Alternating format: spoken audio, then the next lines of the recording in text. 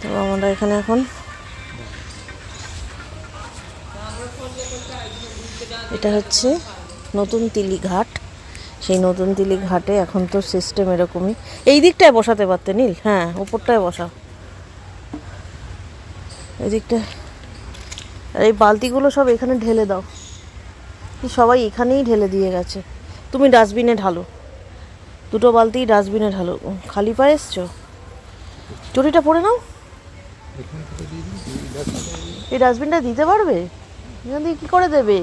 তুলসী গাছ রেখে দিয়ে গেছে, তাহলে ওই দিক দিয়ে উঠতে হবে। তোমার ওই ডাস্টবিনটা তো সুবিধে, তোমার তো ওই ডাস্টবিনটা ঢালতে সুবিধা হবে। এই লোকটা না একবারে কথা শোনে না, আমার কথা শুনলে ওর উপকারই হয়। ও এইটার মধ্যে ঢালবে বলছে, দেখো এখানটার অবস্থা দেখো। আর আমি বললাম ওইটায় ঢালতে, ওটাতে সুবিধা হবে। সব ঢেলে দাও। অনেকেই আছে যারা নতুন ঠাকুর কিনে সেই বছরই পুজো করে সেই বছরই বিসর্জন দিয়ে দেয়।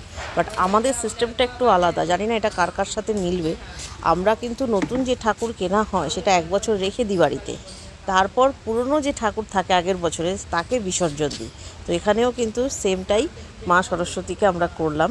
প্রতিমা এখানে সৌভিক বসিয়ে দিয়েছে, এটা কিন্তু আমার গত বছরের প্রতিমা, একে এখানে রেখে গেলাম। আর নতুন বছরের প্রতিমা তোমরা দেখেছো, সেটা তো বাড়িতে আছেই। চল। हाँ हाँ हाँ, देश बटू केक की दुकान के बगल में।